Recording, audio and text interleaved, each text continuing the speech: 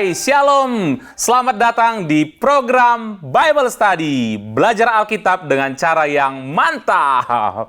Dan seperti biasa, bukan Bible Study jangan namanya kalau tidak kedatangan narasumber. Jadi saya tidak sendiri hari ini, saya ditemani oleh pastor kesayangan kita, Pastor Andre Tunggal. Asik. Kesayangan ya, makanya sarangi. Gimana kabarnya, Pastor? Thanks God. Puji Tuhan. Nah, Pastor Andre, seperti biasa kita akan membahas tentang topik-topik kekristenan yang cukup seru. Dan hari ini ada satu tema yang diberikan kepada kita. Temanya adalah Kristologi. Siapakah Yesus?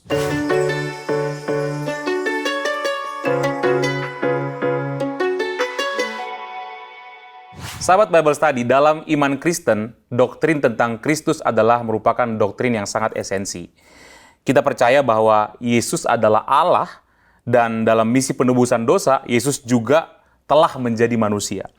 Nah, ketika Yesus turun ke dalam dunia ini untuk misi penebusan, kita harus mengingat bahwa Yesus tidak pernah kehilangan keilahiannya. Jadi, Yesus adalah sepenuhnya Allah dan sepenuhnya manusia. Kalau biasa kita dengar, Yesus 100% Allah dan 100% manusia. Nah, Pastor Andre, keunikan Yesus ini justru membuat orang banyak bingung, Pastor.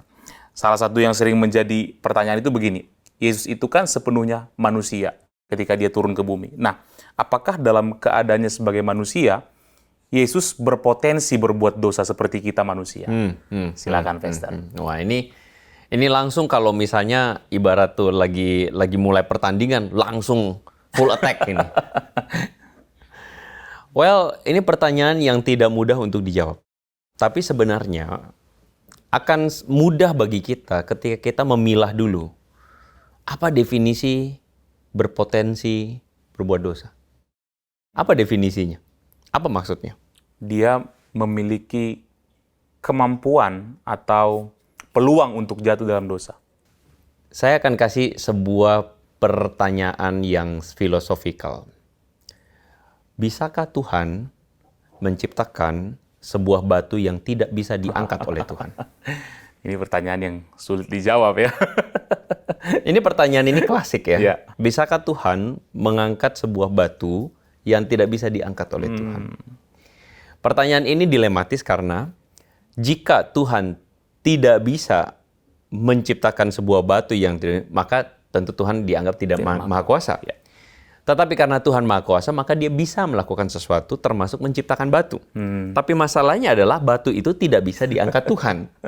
Sehingga dia maha kuasa, tetapi dia menciptakan sesuatu yang tidak bisa dia lakukan. Wah, muter-muter ya. Muter-muter kan. Nah, permasalahan dari pertanyaan ini adalah salah proposisinya. Ketika dikatakan Tuhan Maha Kuasa, Tuhan mampu melakukan segala sesuatu. Menurut saya itu definisi yang salah. Ketika dikatakan Tuhan Maha Kuasa, berarti Tuhan itu bisa melakukan apapun, tetapi dalam koridor tidak akan pernah melanggar natur Tuhan itu sendiri. Wow. Jadi naturnya ketika dia adalah Allah yang omnipoten. Omnipoten itu bukan berarti saya bebas melakukan apapun. Sama kayak misalnya kita begini, kita tuh di dalam Kristus memiliki kebebasan. Salah kalau kita bilang kebebasan itu apa? Oh, kebebasan bunuh orang, kebebasan untuk berzina, kebebasan untuk bohong. Salah. Ya, ya. Justru kebebasan itu apa? Kebebasan di dalam koridornya Tuhan. Kebebasan di dalam apa? Menghidupi hidup dalam anugerah. Itu. Ya, ya. Nah, sama ketika dikatakan, bisakah Tuhan menciptakan batu yang tidak bisa dia angkat? Oh, Tuhan tidak akan melakukannya. Itu bukan berarti Tuhan tidak maha kuasa. Ya. Tapi dia tidak akan melanggar naturnya. Nah, Yesus, balik ke tadi. Bisakah Yesus kemudian berpotensi untuk berbuat dosa? Apa definisinya potensi berbuat dosa? Gitu kan? Apakah Yesus kemudian kembali kepada pertanyaan, sebagai manusia kan kita tergoda.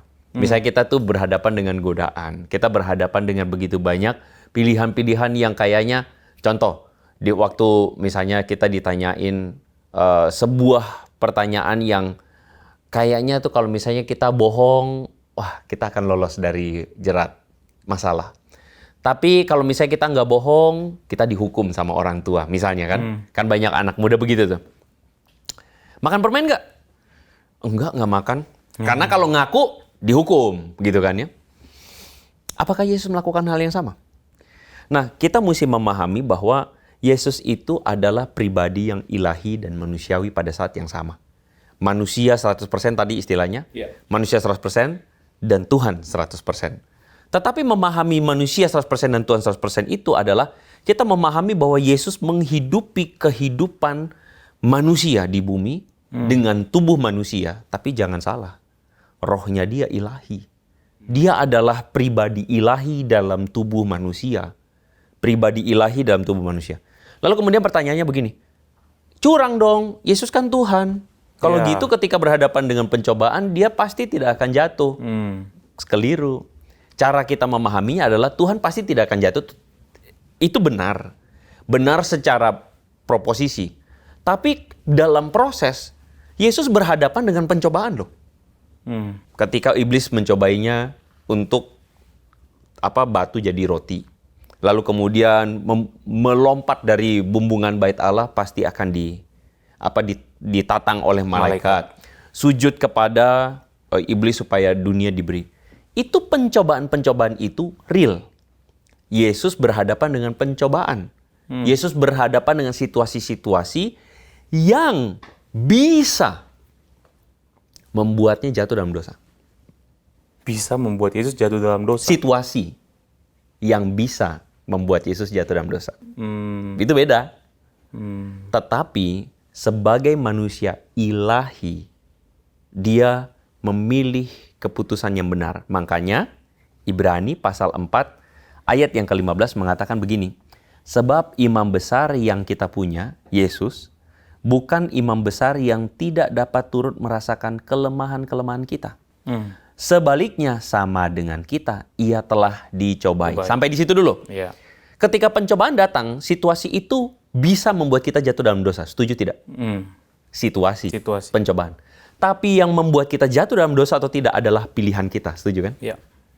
Makanya dia lanjutkan Ibrani pasal 4 ayat 15 itu. Hanya Yesus tidak berbuat dosa. Apa maksudnya? Dia tidak memilih untuk melakukan dosa. Itu poinnya. Wow. Jadi berbuat dosa atau tidak itu ada pada pilihannya.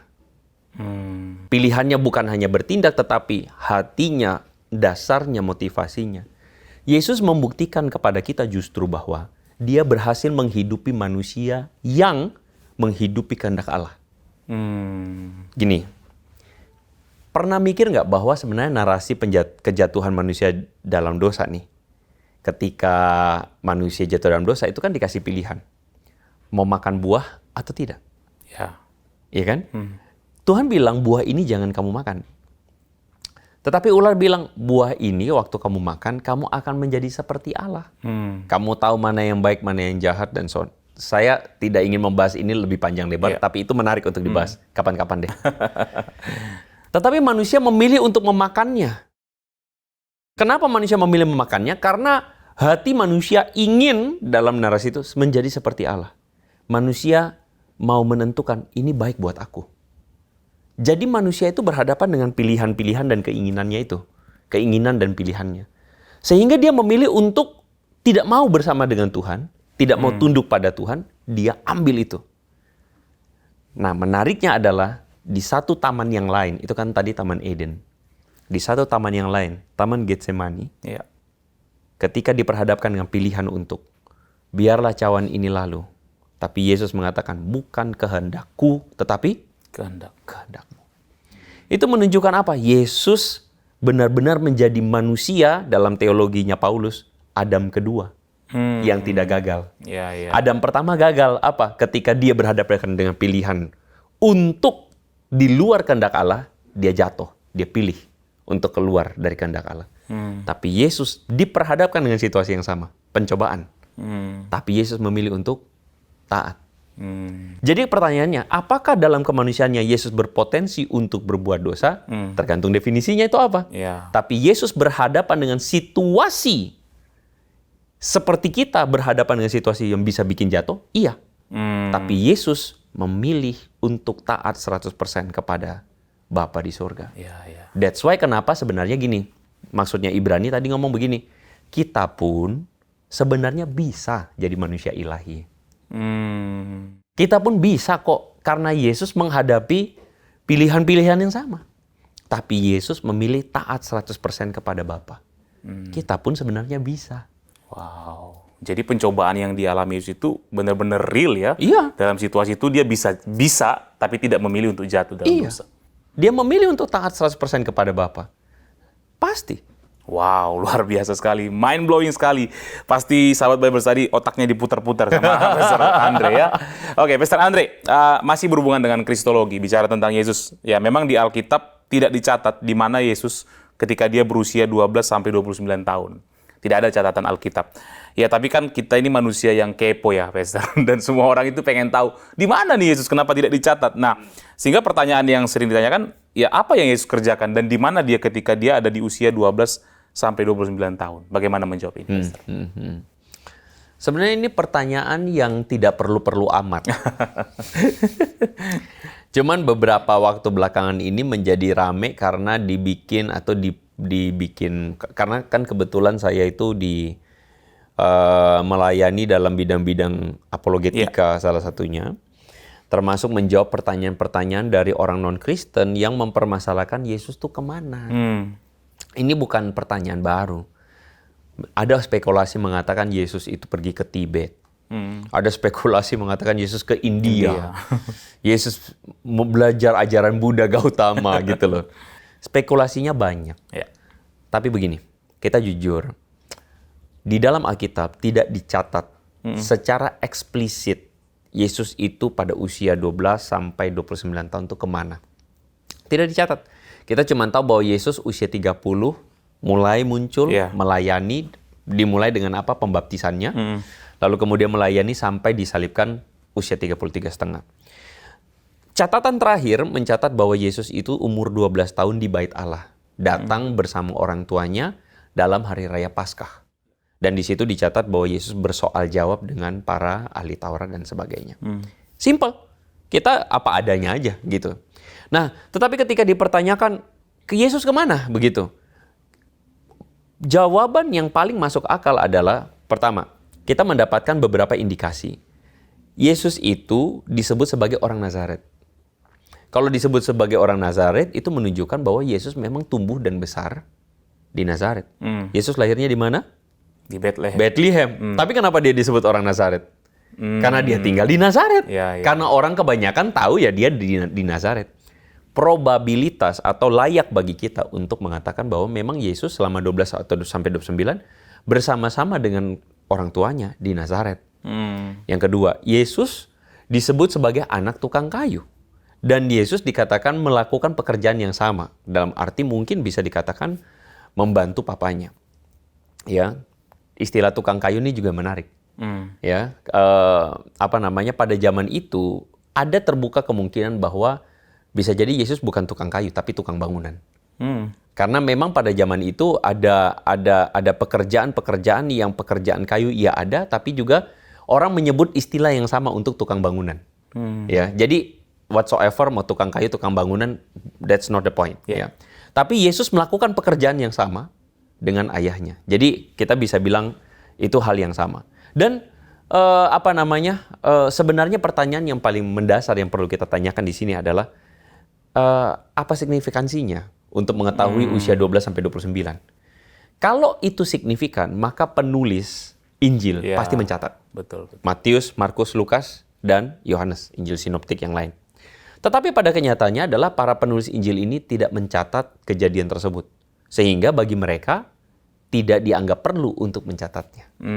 Jadi itu adalah sesuatu yang memang menurut saya tidak perlu memang kita dapat jawabannya secara exactly. Karena bagi para penulis Injil cukup untuk menceritakan Yesus sebagaimana dikisahkan di dalam kitab-kitab Injil. Ya. Mungkin sama seperti saya nih, Pastor punya anak kecil.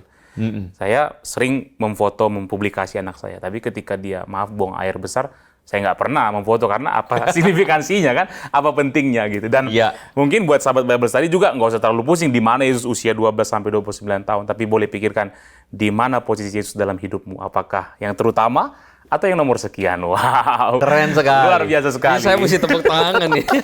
Oke, Pastor Andre, pembahasan kita tahan dulu sampai part ini. Nanti di part berikutnya kita akan membahas lagi tentang kristologi. Jadi sahabat Bible Study, jangan kemana-mana. Nantikan lagi program ini, khususnya part ini.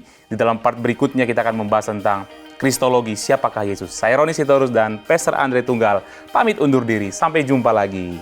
God bless.